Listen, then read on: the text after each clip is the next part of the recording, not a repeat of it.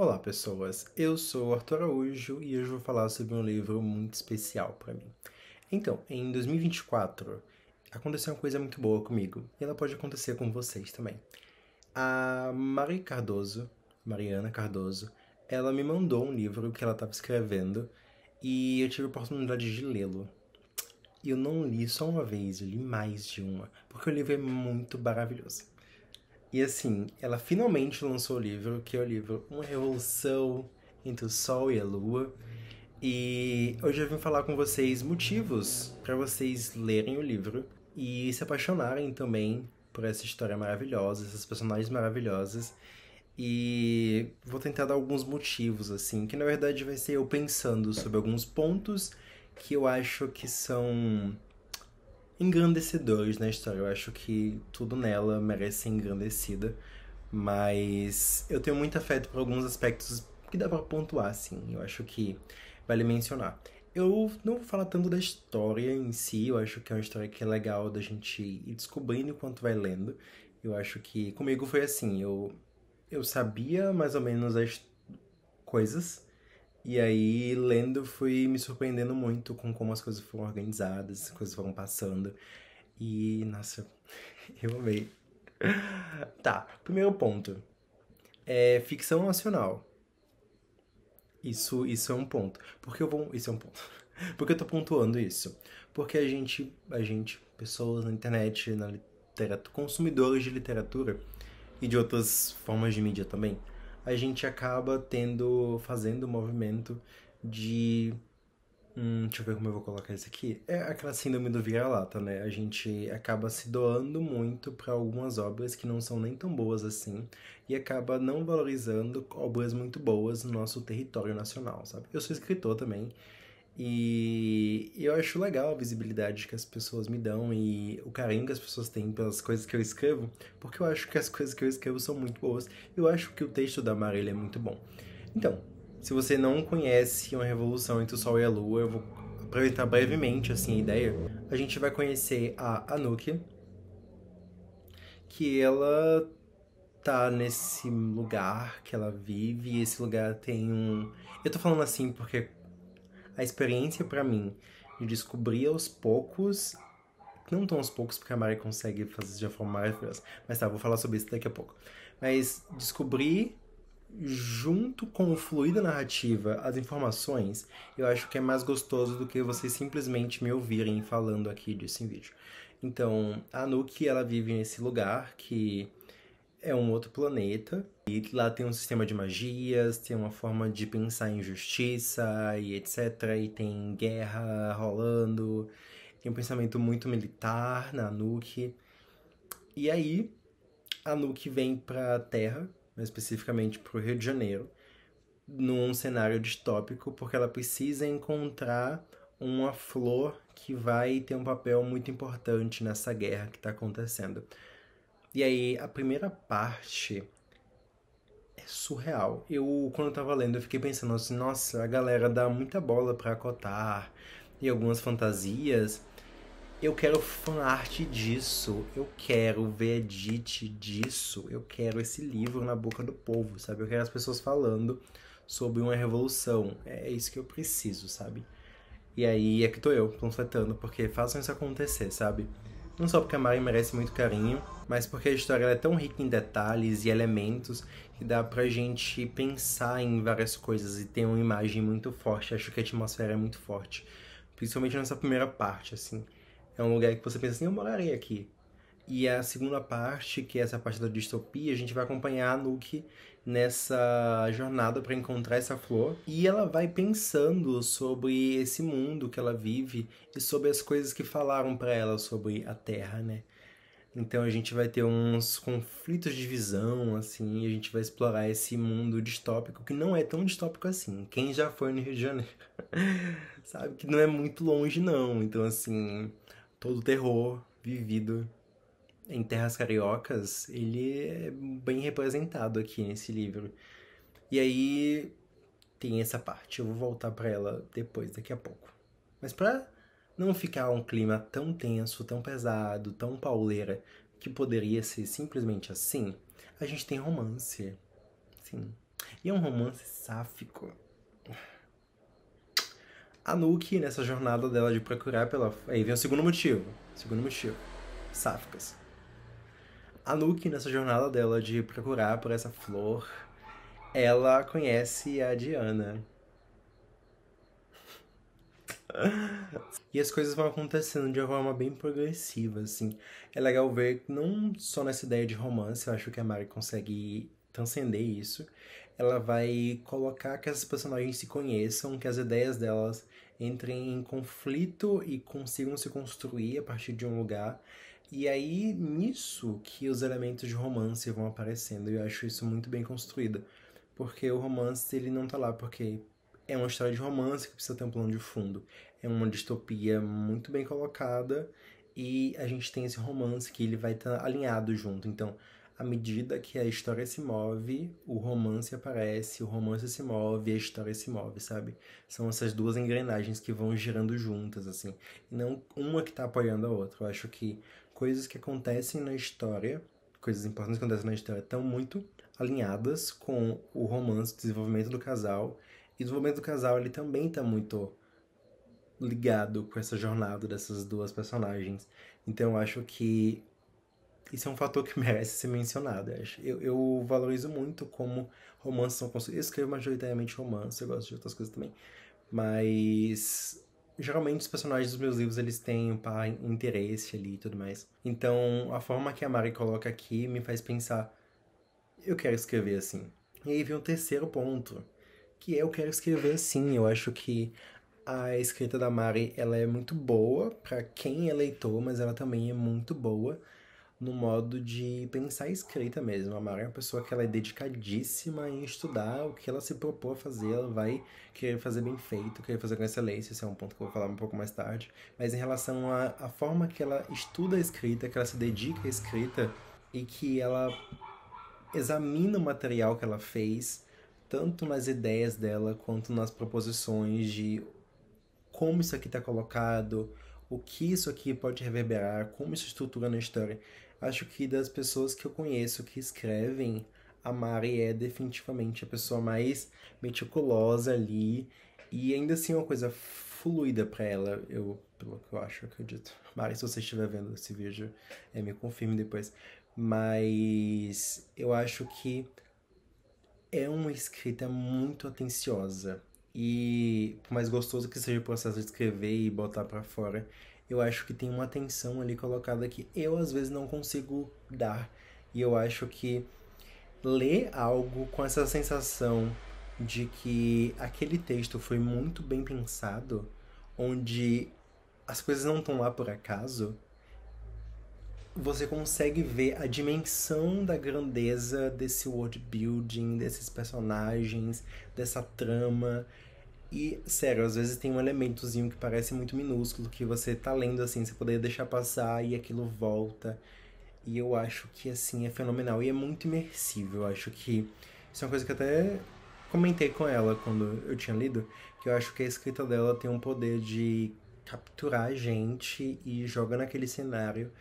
E eu lembro, eu tenho as cenas tão vívidas, é tipo assim, traumas de guerra, que são coisas, tipo, as melhores e piores coisas que já aconteceram comigo e nem aconteceram comigo, sabe?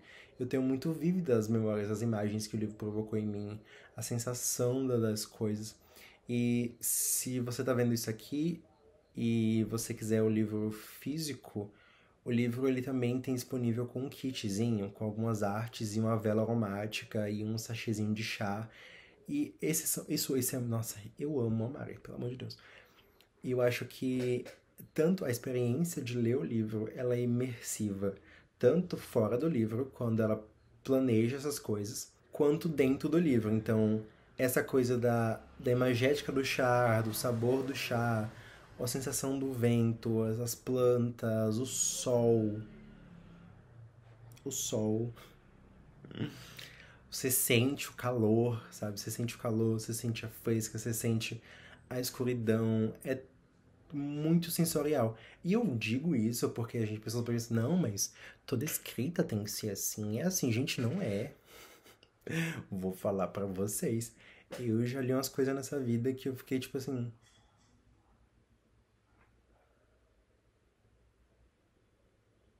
Nada, é muito um, sei lá, é muito robótico, sabe? Tinha isso, aconteceu isso, vai isso. Quando eu vou escrever, eu uso a técnica de o que os meus sentidos estão percebendo, né? Tipo, o que é que eu tô vendo, o que é que eu tô ouvindo, o que é que eu tô sentindo, sabor, pele. E aí eu coloco o personagem pra sentir essas coisas. Porque eu sei que pro leitor isso faz diferença. Então, não é apenas o que está acontecendo. Tipo assim, fulano chegou em tal lugar, aconteceu isso, falou isso, fez isso.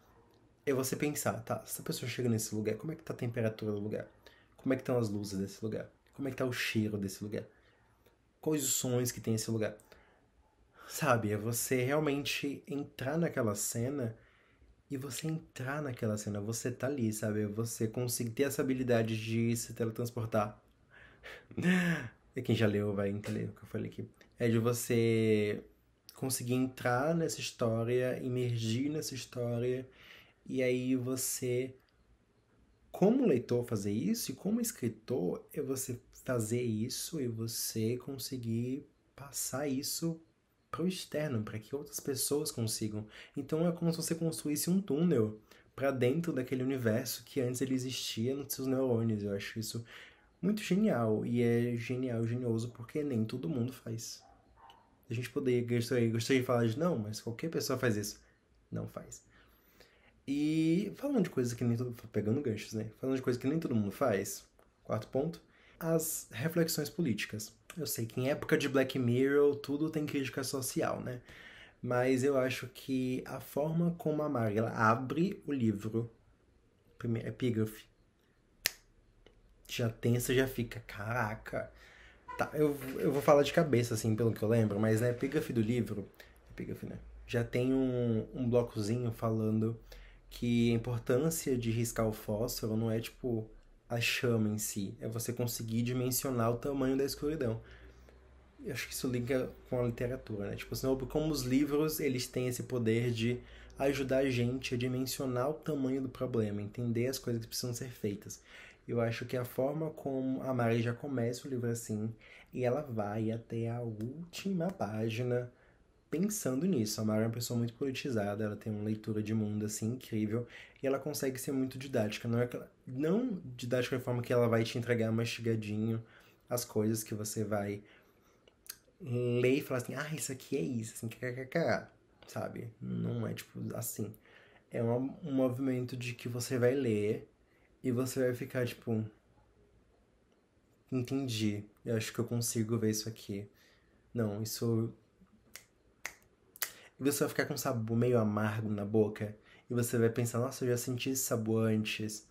E, e é um amargo muito sutil, não. Eu tô tentando dar exemplo, pensar num exemplo aqui. Sabe o amargo quando você tem que pegar um ônibus e no final do expediente você sai do trabalho, vai pro ponto de ônibus e o ônibus que chega ele é muito lotado e demora muito pro ônibus seguinte, você fica assim, eu vou esperar mais 1 hora pra poder chegar em casa, ou eu vou enfrentar esse ônibus assim. E você pensa assim, cara, por que eu tô vivendo essa vida? De quem é a culpa disso? E você pensa, nossa, se tivesse uma outra gestão que organizasse a frota de ônibus de uma outra forma, se as coisas tivessem uma outra dinâmica, talvez não fosse tão ruim assim, sabe? É quando você pensa que a vida que a gente leva, muitos elementos eles não precisavam estar ali, sabe? Muitos sofrimentos eles poderiam ser evitados, repensados. O mundo tá um caos, né? Quando eu tô gravando isso aqui, tem uma ascensão de direita em países pelo mundo, né? Que estão assim dando dor de cabeça. Mas são pessoas fazendo escolhas. Eu acho que essa dimensão de que tem pessoas fazendo escolhas, essas escolhas afetam a vida das pessoas, eu acho que esse elemento é o ponto forte. Eu acho que lendo uma revolução, principalmente eu acho que no bloco final, assim, do começo até o fim, você vai tendo esses estalos. Mas eu acho que como o bloco final se organiza, a gente pensa assim, tipo, caraca, é isso, é isso. Eu acho que a Mari, ela tem esse poder narrativo de conseguir entregar a crítica que ela quer. Ela vai estancar a ferida, mas ela não vai parar o sangramento. Eu acho que ela dá uma suavizada No caso, no sentido de sofrimento, de você se deparar com essas reflexões, né? Ela não vai simplesmente falar assim, e tudo ficou bom e resolvemos. A solução pra isso é simples, tipo, faz isso. Eu acho que ela fala, pô, a gente tem que pensar, sabe? É tipo, fica pensando nisso aqui, toma aqui umas perguntinhas pra você pensar. Vai, pensa, pensa, pensa. E a gente fica pensando mesmo, sabe? E eu gosto muito disso. E aí vem o quinto ponto. Quinto e último ponto, 5 motivos. O cuidado da Mari. Desde que eu conheci ela, ela é uma pessoa muito cuidadosa. Ela se preocupa muito com outros seres humanos. Isso pode parecer básico, pode parecer o mínimo. Todo mundo é assim. Não é. As pessoas não são assim. Muitas pessoas não se preocupam com outras pessoas. E é aquela coisa, eu não sei como explicar que você deveria se importar com as pessoas. Como a gente diz isso? E a Mari, ela sempre foi muito cuidadosa. Falando primeiramente na relação comigo e vendo ela na relação com o mundo, sabe? Conhecendo a Mari, ouvindo a Mari. E isso dela como pessoa, a gente sempre acaba vazando um pouco da gente na nossa escrita, né? E a Mari, ela vaza isso na escrita dela, no sentido de que você vai ver que essa história é uma história sobre ter cuidado com as pessoas, sobre cuidar das pessoas, sobre o que importa é a humanidade, é o ser humano, sabe? É o ser humano também. Esse toquezinho de humanidade que às vezes falta em muita gente. E eu acho que esse é o ponto, né? Quando a gente pega a personagem da Nuke, que ela vê esses humanos com distância, e ela fica tipo. Né? E esse processo de humanização da protagonista, ele acontece também como um convite pra gente se convidar a se pensar como humanos, pensar quais são os nossos deveres e responsabilidades como seres que vivem numa comunidade e que o bem-estar do outro também é nossa responsabilidade. E eu acho que a Mari, ela consegue absorver muito bem essa ideia de que como o outro se sente também é responsabilidade minha. E eu tenho que ser responsável e atencioso com as minhas ações e pensar que o que eu digo, falo e as ideias que eu coloco no mundo, elas podem chegar de uma forma que não é legal no outro. Então eu vou examinar as minhas ideias, as minhas falas, as minhas colocações e ter atenção para que isso chegue no outro de uma forma que seja construtiva. E ela consegue fazer isso. Eu acho que todo o processo. E aí vem uma parada foda que a Mari, ela consegue observar o processo de fazer um livro como um processo que não é isolado. O processo de fazer um livro vai envolver você escrever o livro, aí vai ter revisão, vai ter capista, vai ter pessoas fazendo leitura beta, vai ter leitura sensível, vai ter mil coisas. E eu acho que a Mari consegue entender a arte como esse processo que envolve muitas pessoas. Até se a gente pensar no kitzinho, ele é um kit que vai envolver a arte de diversas pessoas também, vai envolver esse processo. Então, o movimento de se pensar em comunidade que o livro propõe está muito alinhado com quem a Mari é como pessoa, no sentido de se colocar no mundo pensando em si mesma como uma pessoa que vive em comunidade.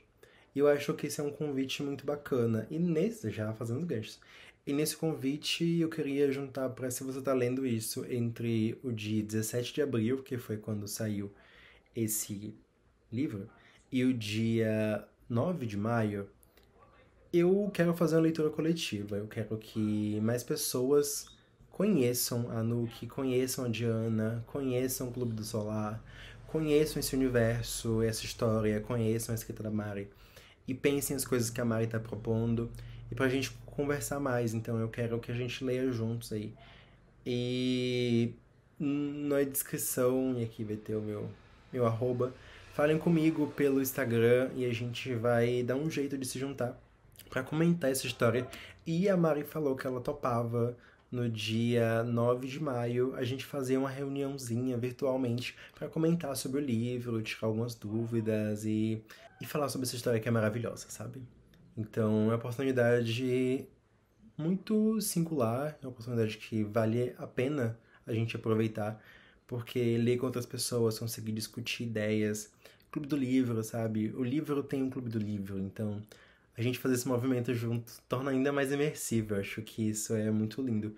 E um livro que fala sobre o poder do livro, a gente poder reconhecer como a literatura nos mobiliza, eu acho que é mágico E a Mari, ela é uma pessoa mágica, fantástica, e ela merece ser lida e merece ser ouvida também. Eu acho que eu tô animado pra conversar com a Mari e que vocês conheçam mais dela, que ainda não conhece, sabe? Enfim, Mari é muito apaixonante, e esse livro, ele é apaixonante.